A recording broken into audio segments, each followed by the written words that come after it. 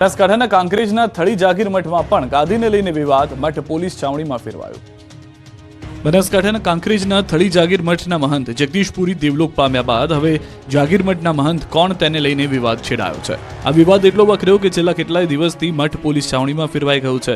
એક તરફ દેવ દરબારના મહંત બળદેવનાથ બાપુ સહિત થરા જાગીરદાર સ્ટેટ દ્વારા શંકરપુરી મહારાજને ગુરુગાદી સોંપાય તો બીજી તરફ થળી મઠ નજીક આવેલા ગામના લોકો દ્વારા શંકરપુરી મહારાજનો વિરોધ કરી કાર્તિકપુરી મહારાજને ચાદર ઉડાડતા વિવાદ વકર્યો છે। જોકે મહંતના વિવાદમાં સપડાયેલી આ થળી મઠ ખાતે કાયદો વ્યવસ્થા ન કથળે તેને લઈને હાલ તો આ મઠ પોલીસ છાવણીમાં ફેરવાયો છે। બંને પક્ષોને પોલીસ દ્વારા સમજાવટના પ્રયાસ કરાયા, પરંતુ એક પણ પક્ષ કોઈ વાતે ન સમજતા આખરે બનાસકાંઠા એસપી દ્વારા થળી જાગીર મઠ ખાતે એસઆરપીની ટુકડી ઉતારી જાગીર મઠને પોલીસ છાવણીમાં ફેરવી દેવાયો। જોકે મહંત શંકરપુરીના વિરોધ અને મહંત કાર્તિકપુરીના સમર્થનમાં ઉમટેલા લોકોએ આક્ષેપ કર્યા કે મહંત શંકરપુરીને ખોટી રીતે ગાદીએ બેસાડવામાં આવ્યા છે, તો કેટલાક લોકોએ તો મઠની તિજોરીના તાળા તૂટી ગયા હોવાના પણ આક્ષેપો કરી દીધા। જોકે 22 નવેમ્બરથી શરૂ થયેલા વિવાદનો હજુ સુધી અંત આવ્યો નથી, ત્યારે આખરે હવે મઠમાં મહંત કોણ તેને લઈને બંને પક્ષો હવે કોર્ટના દ્વાર ખખડાવે તેવી સ્થિતિ ઊભી થઈ છે। જેતપુરના ધારાસભ્ય જયેશ રાથડિયા આક્રમક મૂડમાં જેતપુરના થાણા ગાલોડ ગામે જાહેર મંચ પરથી આપી ચેતવણી। વિરોધીઓને જયેશ રાદડિયાએ લીધા આડ્યા। તાકાતથી સમાજનું નેતૃત્વ કરતા મને આવડ્યું છે। નળિયા ગણવાવાળાઓને મારું કહેવું છે કે સારા કામમાં અવરોધના હાડકા નાખવાનું બંધ કરે। ક્યાંક તેમનો હિસાબ કરવા માટે મેદાનમાં ઉતરવું ન પડે। જો મને હેરાન કરવાના પ્રયત્નો કરાશે તો તાકાતથી તેમનો હિસાબ કરવા માટે મેદાનમાં ઉતરીશ। જ્યારે જયેશ રાદડિયાના નિવેદનનો આ વિડીયો જે છે તે વાયરલ થયો છે। લોકો છે ને મારે આ જાહેર મંચ ઉપરથી કદાચ કેવું ન જોઈએ, પણ ના છૂટકે કેવું પડે છે કે એ સારું કામ કરવાના પ્રયત્નો કરતા હોય એમને અવરોધમાં હાડકા નાખવાનું બંધ કરી દેજો, નકર તાકાતથી સમાજનું નેતૃત્વ જેમ અમને કરતા આવ્યું છે, પરિણામ આપતા આવ્યું છે, એમ પછી હવે વચ્ચે આવ્યા એના પછી મારે હિસાબ કરવા ન પડે, એ મેદાનમાં મારે ઉતરવું ન પડે। નથી ઉતરવું સમાજની વાત આવે છે ત્યાં સુધી, પણ કીધું કે છેલ્લે એન્ડ સુધીમાં મને જો હેરાન કરવાના પ્રયત્નો કરવાના ટોટકે નક્કી કરી લીધું હોય છે તો પછી હું રાજકીય માણસ છું છેલ્લે તમે વાર કરતો જ મને આવડે છે, કદાચ એ સમય આવે ત્યારે મારે મેદાનમાં ઉતરવું ન પડે, એટલા માટે જે જેનું સારું કામ કરતા એને મુબારક। સીએનજી કાર ચાલકોને મોટો ઝટકો। સીએનજીના ભાવમાં તગડો વધારો, કાર ચલાવવી મોંઘી પડશે। પેટ્રોલ ડીઝલના આસમાને પહોંચેલા ભાવ બાદ હવે સીએનજી ગેસના ભાવમાં તગડો વધારો થયો છે। પેટ્રોલ અને સીએનજી ગેસના ભાવમાં જાણે રેસ ચાલતી હોય તેમ નવા માસથી ગુજરાત ગેસે સીએનજી ગેસના ભાવમાં કિલોએ ₹1.5 વધારો કર્યો છે। હવેથી પ્રતિ કિલો ગેસનો નવો ભાવ 77.76 રૂપિયા ચૂકવવો પડશે। આ ભાવ વધારો આજથી જ લાગુ કરી દેવામાં આવ્યો છે। તો દાદરાનગર હવેલીમાં 78.66 રૂપિયા 1 કિલો સીએનજીને ચૂકવવા પડશે। આ સિવાય પાલઘર અને થાણેમાં 78.50 રૂપિયા સીએનજીનો ભાવ વાહન ચાલકે આપવો પડશે। ત્યારે રાજસ્થાનમાં 1 કિલોનો સીએનજીનો ભાવ 82.31 રૂપિયા ચૂકવવો પડશે। તો હરિયાણામાં સીએનજીનો ભાવ 86 રૂપિયા 55 પૈસાએ પહોંચી ગયો છે। જ્યારે મધ્યપ્રદેશમાં 1 કિલો સીએનજીનો ભાવ સૌથી વધુ 93 રૂપિયા 1 પૈસા થયો છે। આ સાથે જ સીએનજી કાર ચાલકોને વધુ એક વખત મોંઘવારીનો માર સહન કરવાનો વારો આવ્યો છે। જો સીએનજી ગેસના ભાવમાં આવી રીતે જ વધારો થશે તો વાહન ચાલકો પેટ્રોલ અથવા ડીઝલ વાહનો તરફ વળશે અને પ્રદૂષણ વધશે। ગુજરાત ગેસ આ પહેલા જુલાઈ ઓગસ્ટમાં પણ ભાવ વધારો કરી ચૂક્યું છે। બંને વખતે 1 રૂપિયાનો વધારો થયો હતો। તો અમદાવાદમાં પેટ્રોલનો ભાવ 94 રૂપિયા 49 પૈસા છે, એટલે સીએનજી ગેસ અને પેટ્રોલના ભાવમાં હવે માત્ર 16 રૂપિયા 73 પૈસાનું જ અંતર બચ્યું છે। વાવના રાધા નેસડા કેનાલમાં પાણી નહીં મળતા નર્મદા અધિકારીઓને જગાડવા ખેડૂતોએ ઢોલ વગાડ્યા, કેનાલમાં તાપણા કર્યા।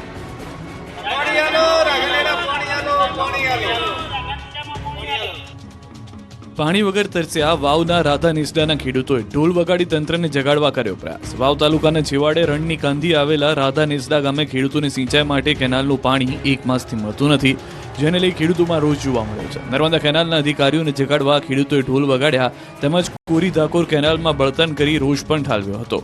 વાવની આકોલી બ્રાન્ચમાંથી નીકળતી રાધા નેસડા માયનોર કેનાલમાં 1 માસથી ખેડૂતોને પાણી મળતું નથી। કેનાલ કોરી ધાકોર પડી છે, જેને લઈ ખેતરોમાં પાક સુકાઈ રહ્યો છે। ખેડૂતોએ ખેતરોમાં મોંઘા દાટ બિયારણ ખેડ ખાતર નાખી બેઠા છે, પણ પાણી મળતું નથી। અધિકારીઓને ફોન કરે તો કહે પાણી મળી જશે, એજન્સીવાળા પાણી કાપી નાખે છે, જેથી પાણી મળતું નથી તેવા આક્ષેપો કર્યા હતા। જો આ સમસ્યાનો ઉકેલ નહીં આવે તો ખેડૂતોએ ભૂખ હડતાલ પર ઉતરવાની ચીમકી ઉચ્ચારી હતી। દિલ્હી મુંબઈ કોરિડોર હાઈવેનો 14 ગામના ખેડૂતોએ કર્યો છે વિરોધ। દાહોદથી નીકળતા દિલ્હી મુંબઈ કોરિડોર હાઈવેને લઈને ખેડૂતો વિરોધ કરી રહ્યા છે. દાહોદના 14 ગામના ખેડૂતો વળતરને લઈને મેદાને આવ્યા છે. જાલોદ તાલુકાના સરગ્રસ્ત 14 ગામના ખેડૂતો 17 મૂળભૂત સુવિધાઓને લઈને વિરોધ કરી રહ્યા છે. આ અંગે છેલ્લા 3 વર્ષથી માંગણીઓ કરી રહ્યા છે. આંદોલન અને આવેદનપત્રો આપી રહ્યા છે. છતાં તંત્રના પેટનું પાણી ન હલતા અંતે ફરી 14 ગામના લોકો રોડ પર ઉતર્યા હતા. તંત્ર હવે લેખિતમાં બાંહેધરી નહીં આપે તો 3 ડિસેમ્બરે રોડનું ચાલતું કામ બંધ કરવાની ચીમકી આપી છે. 2 ડિસેમ્બર બાદ માંગણી પૂરી કરવા માટે લેખિત બાંહેધરી નહીં આપે તો લોકો ઉગ્ર આંદોલન કરશે. 3 ડિસેમ્બરે ખેડૂતો પરિવાર સાથે હાઈવે પર ઉતરીને કામ બંધ કરાવશે. ટીઆરપી અગ્નિકાંડના સૂત્રધાર સાગઠિયાને કોર્ટમાં પરિવારને મળવા દીધા. નાસ્તાની મોજ કરાવી. રાજકોટમાં 27 લોકોને ભરખી જનાર ટીઆરપી ગેમ ઝોન અગ્નિકાંડની ઘટનાના સૂત્રધાર એવા મનસુખ સાગઠિયાને કોર્ટમાં બોગસ મિનિટ્સ બુક બનાવવાના કેસમાં હાજર કરાયો. ત્યારે નિયમ મુજબ આરોપીને કોર્ટમાં રજૂ કરવાના હોય તેની બદલે પોલીસે તેમને પરિવાર સાથે બેસીને કેસ શરૂ થયા પહેલા અને હિયરિંગ બાદ જલસા કરાવ્યાની ચોંકાવનારી ઘટના પ્રકાશમાં આવી છે. મનસુખ સાગઠિયાને ચીફ જ્યુડિશિયલ મેજિસ્ટ્રેટની કોર્ટમાં લાવવામાં આવ્યા હતા. આ દરમિયાન મનસુખ સાગઠિયા પરિવારજનો અગાઉથી જ કોર્ટમાં આવી ગયા હતા. પોલીસે પરિવારજનો સાથે કોર્ટરૂમની બહાર જ સત્સંગ કરાવી દીધો હતો અને ત્યારબાદ બપોરે 1 વાગ્યા સુધીમાં કેસનું હિયરિંગ થઈ જતા અને નવી તારીખ પડી જતા મનસુખ સાગઠિયાને કોર્ટની પરવાનગીથી સીધો જેલમાં લઈ જવાના બદલે કેદ પાર્ટીના કર્મચારીઓએ નવી કોર્ટના પાર્કિંગમાં જ મનસુખ સાગઠિયા અને તેના પરિવારજનોને બેસાડીને ફરવા આવ્યા હોય તેવા જલસા કરવા મોકળું મેદાન પૂરું પાડ્યું. સાગઠિયાએ પરિવારજનો સાથે 1 કલાક કરતાં વધુ સમય પસાર કર્યાની હકીકત પ્રકાશમાં આવી. કોઈ પણ કેસના આરોપીને કોર્ટમાં લવાય ત્યારે કોઈને પણ મળવા દેવાની કે ખાવા પીવાની વસ્તુ આપી શકાતી નથી તેનું ઉલ્લંઘન કરાતું જોવા મળ્યું છે. અંબાજીમાં વેરો ન ભરતા લોકો સામે તવાઈ 26 મિલકત સીલ મારવામાં આવશે. યાત્રાધામ અંબાજીમાં તંત્ર વેરો ન ભરતા લોકો સામે તવાઈ બોલાવવાનું શરૂ કરી ચૂક્યું છે. અંબાજીમાં અનેક સંસ્થાઓ મિલકતોએ કરોડો રૂપિયાનો વેરો ભર્યો નથી, જેથી ધર્મશાળા, રહેણાંક મકાન અને દુકાનવાળાઓ પાસેથી લાખો રૂપિયાની વેરા વસૂલાત માટે કામગીરી શરૂ કરવામાં આવી છે. તાલુકા વિકાસ અધિકારી સહિત અંબાજી ગ્રામ પંચાયત સ્ટાફ તથા વહીવટદાર એક્શન મોડમાં જોવા મળ્યા હતા અને મોટી વેરા વસૂલાતવાળી મિલકતને સીલ કરવાની કામગીરી શરૂ કરવામાં આવી છે, જેને લઈને વર્ષોથી વેરા નહીં ભરનાર વેરા બાકીદારોમાં ફફડાટ ફેલાયો છે. 26 ઉપરાંત મિલકતોને સીલ મારવામાં આવશે. અંબાજી શહેરમાં 6 કરોડ ઉપરાંતની વેરા વસૂલાત કરવામાં આવશે. જોકે હાલમાં મોટી રકમના બાકીદારો સામે આ આકરા પગલાં ભરવામાં આવતા ડરનો માહોલ ઊભો થયો છે. ડીસા નગરપાલિકાના પ્રમુખને હટાવવા ભાજપના ધારાસભ્ય દબાણ કરતા હોવાનો આક્ષેપ. બ્રહ્મ સમાજે આપી આંદોલનની ચીમકી. ડીસા નગરપાલિકામાં ભાજપનો આંતરિક વિવાદ સપાટી પર આવી ગયો છે. ભાજપના ધારાસભ્ય ડીસા નગરપાલિકાના પ્રમુખ સંગીતાબેન દવેને હટાવવા માંગતા હોવાનો બ્રહ્મ સમાજે આક્ષેપ કર્યો છે, જેને લઈને ડીસાની પંચ પરગણા બ્રહ્મ સમાજની વાડીમાં જિલ્લાના બ્રહ્મ સમાજના આગેવાનો એકઠા થયા હતા. બ્રહ્મ સમાજના આગેવાનોએ આક્ષેપ કર્યો કે ડીસા નગરપાલિકાના મહિલા પ્રમુખ સંગીતાબેન દવેને પ્રમુખ પદ પરથી રાજીનામું આપવા માટે દબાણ કરાઈ રહ્યું છે. ડીસાના ધારાસભ્ય પ્રવીણ માળી પક્ષમાં ખોટી રજૂઆતો કરી સંગીતાબેનને પ્રમુખ પદેથી હટાવવાની કોશિશ કરી રહ્યા હોવાનું જણાવ્યું. મહત્વનું છે કે 14 મહિના પહેલા જ સંગીતાબેન દવેની પ્રમુખ તરીકે વરણી કરાઈ હતી. જોકે સંગીતાબેન દવેને પ્રમુખ બનાવતા ડીસા નગરપાલિકાના ભાજપના સભ્યોએ તેમનો વિરોધ કરીને રાજીનામા આપવાની ચીમકી ઉચ્ચારી હતી. જોકે તે બાદ મામલો થાળે પડ્યો, પરંતુ ત્યારબાદ ધારાસભ્ય પ્રવીણ માળીના જૂથ નગરપાલિકાના પ્રમુખને કામ ન કરવા દેતા હોવાના આક્ષેપ અવારનવાર થતા હતા, જેથી ડીસામાં બ્રહ્મ સમાજના આગેવાનો એકઠા થયા અને ચીમકી ઉચ્ચારી હતી કે જો બ્રહ્મ સમાજની બહેનને ભાજપ નગરપાલિકાના પ્રમુખ પદ પરથી રાજીનામું આપવા દબાણ કરાશે તો તે લોકો ભાજપ સાથે છેડો ફાડી ઉગ્ર આંદોલન કરશે. નવસારીમાં ધાર્મિક વૈમનસ્ય ફેલાવવાના પ્રયાસમાં દંપતીની ધરપકડ. હિન્દુ સંગઠનોએ બોલાવી રામધૂન. નવસારીની ખાનગી શાળાના શિક્ષક અને તેની પત્ની સાથેનો કથિત ધર્માંતરણ પ્રવૃત્તિ સાથેનો વિડીયો વહેતો થયા બાદ હિન્દુ સંગઠનોમાં રોષ ફેલાયો છે. ખ્રિસ્તી સમુદાયના ધાર્મિક કાર્યક્રમોમાં હિન્દુ દેવી દેવતાનું અપમાન પણ થયું હતું. વિડીયો વાયરલ થતા હિન્દુ સંગઠનોમાં રોષ ફાટી નીકળ્યો હતો. જલાલપુર પોલીસ મથકમાં રામધૂન અને હનુમાન ચાલીસાનો પાઠ કરી વિરોધ નોંધાવ્યો. દંપતી સામે ફરિયાદ દાખલ ન થતા કેટલાક હિન્દુ સંગઠનના અગ્રણીઓએ જલાલપુર પોલીસ મથકનો ઘેરાવ કરી જય શ્રી રામના નારા બોલાવી કાર્યવાહી કરવા માંગ કરી, જે બાદ પોલીસને રેલો આવતા સરિતા નાસ્કર અને કમલ નાસ્કર વિરુદ્ધ ફરિયાદ બાદ ધરપકડ થઈ. શાળામાં ધર્માંતરણનો વાયરલ વિડીયો થયા બાદ પોલીસ ફરિયાદ કરવામાં આવી, જેને લઈને પોલીસે ધાર્મિક વૈમનસ્ય ફેલાવવાના પ્રયાસમાં દંપતીની ધરપકડ કરી. સમગ્ર કેસની તપાસ એસઓજીને સોંપવામાં આવી. દંપતીના મોબાઈલ કબજે લઈ એફએસએલમાં મોકલવામાં આવ્યા. નવસારીની 7th ડે સ્કૂલમાં શિક્ષક તરીકે ફરજ બજાવતા કમલ નાસ્કર અને તેમની પત્ની 8 થી 9 માસ પહેલા બારડોલીના બાબલા ગામના પ્રાર્થના સભા કરી હતી અને તે દરમિયાન ઉતારેલો વિડીયો વહેતો થયો હતો. કારમાં black film fancy number plate લગાડી હોય તો કાઢી નાખજો. મોરબીમાં પોલીસની મેગા ડ્રાઈવ. રાજ્યભરમાં પોલીસે નિયમો તોડતા કાર ચાલકો સામે તવાઈ બોલાવી છે. સઘન ચેકિંગ હાથ ધરવામાં આવી રહ્યું છે. ત્યારે મોરબી શહેર પોલીસે મેગા ડ્રાઈવ હાથ ધરી. મેગા પોલીસ ડ્રાઈવમાં એસપી, ડીવાયએસપી, એલસીબી, પીઆઈ સહિત 150થી વધુ પોલીસ કર્મચારીઓ જોડાયા. મેગા વાહન ચેકિંગ ડ્રાઈવમાં 1600 જેટલા વાહનોનું ચેકિંગ હાથ ધરવામાં આવ્યું. Black film, fancy number plate, licence વગરના વાહન ચાલકો સામે કાર્યવાહી કરાઈ, 89 વાહનો ડિટેન કરાયા, 250 વાહન ચાલકોને મેમો, 36 વાહન ચાલકો વિરુદ્ધ કેસ, નંબર પ્લેટ વગર, ફેન્સી નંબર પ્લેટ, તૂટેલી નંબર પ્લેટના 80 કેસ, ડ્રિંક એન્ડ ડ્રાઈવનો 1 કેસ કરાયો, કુલ 1,18,000નો દંડ વસૂલાયો. અમદાવાદમાં ફ્લાઇટને બર્ડ હિટનું જોખમને રોકવા એરપોર્ટ પર ખાસ અવાજ કરતું ડિવાઇસ મુકાયું. અમદાવાદના એરપોર્ટ પર હવે બર્ડ હિટની ઘટનાઓ ભૂતકાળ બની જશે. અમદાવાદ એરપોર્ટ પર ફ્લાઇટ અને ટેક ઓફ લેન્ડિંગ દરમિયાન બર્ડ હિટની ઘટનાઓ પર નિયંત્રણ લાવવા માટે અવનવા સાધનો કે ટેકનોલોજીનો ઉપયોગ કરવામાં આવી રહ્યો છે. તેમ છતાં ચોમાસાની સિઝનમાં ફ્લાઇટને વારંવાર બર્ડ હિટ થતું જોવા મળે છે. એરપોર્ટની આસપાસ ટીટોડી, સંભડી, કબૂતર, કાંકણાસર જેવી વિવિધ પ્રજાતિના પક્ષીઓ મંડરાતા હોવાથી ટેક ઓફ કરતા અને લેન્ડિંગ કરતા વિમાનોને નુકસાન પહોંચાડે છે, સાથે પેસેન્જરોનો પણ જીવ જોખમમાં મુકાય છે. ત્યારે આવી ઘટનાને રોકવા રનવે પરથી પક્ષીઓને ભગાડવા ફોલો મી જીપ ઉપર ખાસ પ્રકારના અવાજ કરતું ઉપકરણ લગાવ્યું છે, જેમાંથી અવાજ આવતા પક્ષીઓ રનવે પરથી દૂર થઈ જાય છે. રનવેની આસપાસ મૂકવામાં આવેલું સોલારથી ચાલતા ડિવાઇસમાંથી વિવિધ પ્રકારના અવાજો આવે છે, જેનાથી પક્ષીઓ રનવે પર આવતા અટકે છે. ફ્લાઇટના લેન્ડિંગ ટેક ઓફ પહેલા જ અવાજ કરતા ડિવાઇસ રાખવામાં આવ્યા છે. વ્હીકલ માઉન્ટેડ એકોસ્ટિક ડિવાઇસ અકસ્માતો ઘટાડશે. ગુજરાતમાં સૌપ્રથમ વખત સુરતમાં એન્ટી નાર્કોટિક્સ યુનિટની શરૂઆત. ડ્રગ્સના રવાડે ચડેલા યુવાધનને સારવાર આપી વ્યસનથી દૂર કરાશે. ગુજરાતમાં સૌપ્રથમ વખત સુરતમાં એન્ટી નાર્કોટિક્સ યુનિટની શરૂઆત કરવામાં આવી. ગૃહ રાજ્યમંત્રી હર્ષ સંઘવીના વરદ હસ્તે યુનિટ 1નું ઉદ્ઘાટન કરવામાં આવ્યું. આ યુનિટ અંતર્ગત પોલીસ ડ્રગ્સના બંધાણીઓને લત છોડાવવા પ્રયત્ન કરાશે. આ સેન્ટરમાં આવનાર ડ્રગ્સ બંધાણીની ઓળખ સંપૂર્ણ રીતે ગુપ્ત રાખવામાં આવશે. પોલીસ તેની સામે કોઈપણ પ્રકારની કાર્યવાહી કરશે નહીં. અત્યાર સુધી પોલીસ ડ્રગ્સ અને એનડીપીએસમાં આરોપીઓને પકડતી હતી અને નશાનો કારોબાર રોકવાનો પ્રયત્ન કરતી હતી, પરંતુ હવે નશાના કારોબારને રોકવાના અભિયાનની સાથે હવે સુરત પોલીસ સમાજ સેવાનું પણ કાર્ય કરશે. સુરત પોલીસ દ્વારા પહેલાથી no drugs in Surat city અભિયાન ચલાવવામાં આવી રહ્યું છે. ત્યારે ગૃહમંત્રી હર્ષ સંઘવીએ ડ્રગ્સના રવાડે ચડેલા યુવાનોને આહવાન કર્યું કે તમારી સામે કોઈ પણ પ્રકારના એક્શન પણ લેવામાં આવશે નહીં, એટલે ડર્યા વગર આ યુનિટનો વધુમાં વધુ લાભ લો. હવે સુરતનો ટેક્સટાઇલ ઉદ્યોગ સંકટમાં છે. કારીગરોની અછતથી મુશ્કેલી. હીરામાં મંદી બાદ હવે ટેક્સટાઇલ ઉદ્યોગ પર પણ સંકટના વાદળો ઘેરાયેલા છે. હાલ સુરતના ટેક્સટાઇલ ઉદ્યોગમાં તેજીનો દોર ચાલી રહ્યો છે, પરંતુ સામે પ્રોડક્શન નથી થઈ રહ્યું. તેનું કારણ છે કારીગરોની અછત. દિવાળીનો તહેવાર તેમજ છઠ પૂજા કરવા માટે કારીગરો તેમના વતન ગયા છે. હજુ પણ મોટા પ્રમાણમાં કારીગરો પરત નથી આવ્યા. તેની સીધી અસર ટેક્સટાઇલ ઉદ્યોગ પર જોવા મળી રહી છે.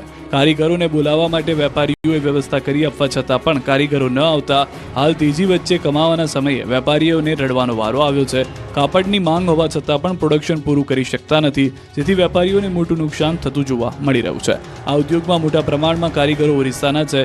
વતન ગયા બાદ તેમના વતનમાં લગ્ન પ્રસંગ ચાલી રહ્યા છે. સંબંધીઓને ત્યાં લગ્ન છે, જેને લઈને કારીગરો પરત આવી નથી રહ્યા. હાલ 60% જેટલો જ ઉદ્યોગ ચાલુ હાલતમાં છે, જેને લઈને કહી શકાય કે 4 લાખ કરોડ કાપડનું ઉત્પાદન છે, તેમાંથી 40%નું કામ થાય છે. ઘણા પ્રોસેસિંગ હાઉસ તો હજુ ચાલુ પણ થયા નથી. ઘરાકી હોવા છતાં ટેક્સટાઇલના વેપારીઓ પહોંચી શકતા નથી. જો હજુ પણ કારીગરો કામ ધંધે નહીં લાગે તો કાપડ માર્કેટમાં પણ મંદી આવતા વાર નહીં લાગે. નવનિર્માણ આંદોલનની 50મી વર્ષગાંઠ નિમિત્તે અખિલ ભારતીય વિદ્યાર્થી પરિષદ છાત્ર શક્તિ યાત્રા યોજશે. નવનિર્માણ આંદોલનની 50મી વર્ષગાંઠ નિમિત્તે અખિલ ભારતીય વિદ્યાર્થી પરિષદ છાત્ર શક્તિ યાત્રા યોજશે. આગામી 20 ડિસેમ્બરે મોરબી, કર્ણાવતી અને સુરતથી યાત્રાનો શુભારંભ થશે. યાત્રા જિલ્લાના કેમ્પસમાં જાહેર સભાઓ યોજશે. 1500 કિલોમીટરની યાત્રામાં વિદ્યાર્થીઓને જાગૃત કરવામાં આવશે. વિદ્યાર્થીઓને નવનિર્માણ આંદોલનના ઇતિહાસથી અવગત કરાવવામાં આવશે. સાથે જ વિદ્યાર્થીઓની સમસ્યા અને પ્રશ્નોને વાચા આપવામાં આવશે. સાથે જ 6, 7 અને 8 જાન્યુઆરીએ 2025ના રોજ અખિલ ભારતીય વિદ્યાર્થી પરિષદનું અધિવેશન પણ યોજાશે. આ અધિવેશનમાં સમગ્ર ગુજરાતના વિવિધ જિલ્લાઓમાંથી છાત્ર નેતાઓ અને વિદ્યાર્થીઓ મોટી સંખ્યામાં સહભાગી થશે. અધિવેશનમાં સમગ્ર ગુજરાતમાંથી કુલ 1200 જેટલા વિદ્યાર્થી પ્રતિનિધિઓ ઉપસ્થિત રહેશે.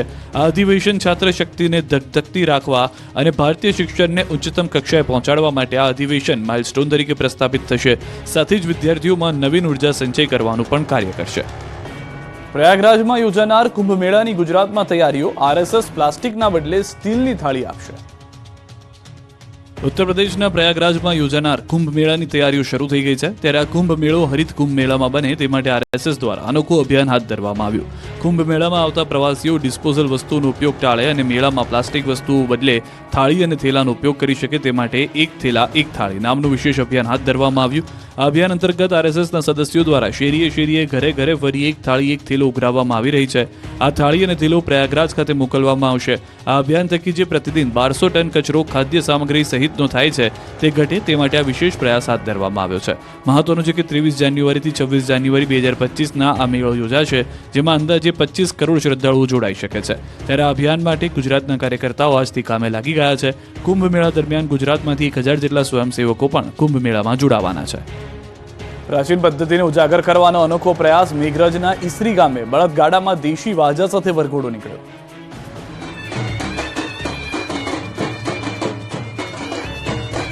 ગુજરાતમાં લગ્નસરાની સિઝન ચાલી રહી છે. હવે પ્લેનમાં, હેલિકોપ્ટરમાં અને મોંઘીદાટ ગાડીઓમાં જાન આવે.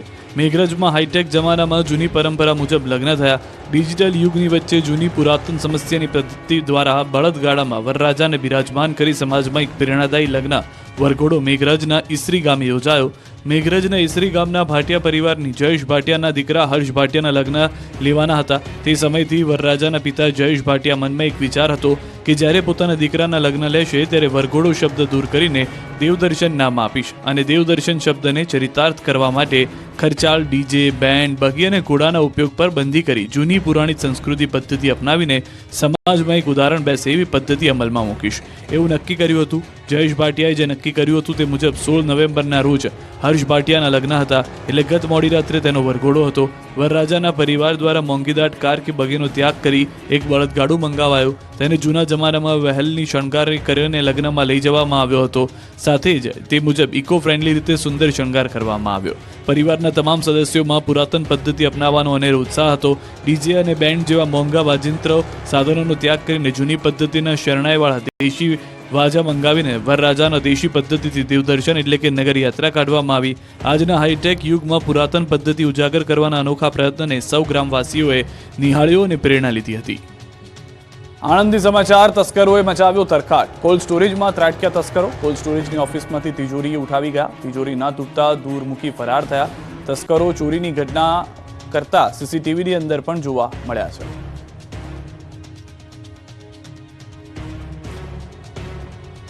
લગ્નની સિઝન જામતા નર્મદા બન્યું પ્રી વેડિંગ શૂટ માટેનું બેસ્ટ સ્થળ. લોકોનો ધસારો વધ્યો. સ્થાનિકોની રોજગારીમાં વધારો થયો. હાલ લગ્ન પહેલા પ્રી વેડિંગ શૂટનો જબરો ક્રેઝ છે. પ્રી વેડિંગ માટે લાખો લોકો રૂપિયા ખર્ચે છે. ગુજરાત બહાર પણ શૂટિંગ માટે જતા હોય છે. ત્યારે જો તમારે વિદેશને પણ ટક્કર મારે તેવું પ્રી વેડિંગ શૂટ કરાવવું હોય તો નર્મદા જિલ્લામાં પહોંચી જાઓ. નર્મદા બન્યું પ્રી વેડિંગ શૂટ માટે બેસ્ટ સ્થળ. એટલું જ નહીં, પ્રી વેડિંગ શૂટ માટે આવતા ફોટોગ્રાફર અને કપલ્સને પણ કારણે સ્થાનિકોની રોજગારીમાં વધારો થયો. નર્મદા જિલ્લાનો 43% વન વિસ્તાર અને ગુજરાતના મિની કાશ્મીરની જેને ઉપાધિ મળી છે તેને લઈને કપલ્સ માટે હોટ ફેવરિટ અને પ્રાકૃતિક સૌંદર્ય વચ્ચે પ્રી વેડિંગ શૂટ કરાવવું પહેલી પસંદ બની ગઈ છે. જેના કારણે મંડપવાળા, કેટરિંગ, ડીજે અને ફોટોગ્રાફર તથા બ્યુટી પાર્લરવાળાઓની રોજગારીમાં પણ વધારો જોવા મળ્યો છે. કુદરતી સૌંદર્યથી ભરપૂર આ સ્થળ પર કપલ્સના પ્રી વેડિંગ શૂટને લઈને રોજગારીનું મોટું માધ્યમ બની ગયું છે. અહીં પ્રી વેડિંગ માટે ગુજરાત અને બહારના રાજ્યમાંથી પણ લોકો આવી રહ્યા છે, કારણ કે અહીંયા રજવાડી નગરી છે. રાજમહેલોનો લુક, નદી નાળા તળાવનો લુક, સુંદર ગાર્ડન અને પહાડીઓ, જંગલમાં તમામ લોકેશન એક જ જિલ્લામાં મળી આવે છે અને ફોટોગ્રાફી પણ ખૂબ સારી થાય એટલે નર્મદા જિલ્લો પ્રી વેડિંગ માટે આકર્ષણનું કેન્દ્ર બન્યો. ઐતિહાસિક રજવાડી પેલેસ લગ્નની સિઝન ચાલુ થાય એ પહેલાથી પ્રી વેડિંગ માટે મહેલો અને રિસોર્ટ બુક થઈ જાય છે. ભરૂચ, વડોદરા, અમદાવાદ, સુરત, છોટાઉદેપુરથી લઈને ભાવનગર, રાજકોટના કપલ્સ પણ નર્મદા જિલ્લામાં પ્રી વેડિંગ માટે આવે છે. રજવાડી મહેલો સાથે મંડાણ, નીનાઈ, સગાઈ, વિશાલ ખાડી, જરવાણી, નેત્રંગની, ઘાણીગુટ, ધોત સહિતના કેવડિયા, સોયુ અને ટેન્ટ સિટી રિસોર્ટ ગણ્યા ન ગણાય એવા લોકેશન છે. જિલ્લામાં માત્ર પ્રી વેડિંગ જ ની વાત કરીએ તો લાખો રૂપિયાની કમાણી જોવા મળે છે.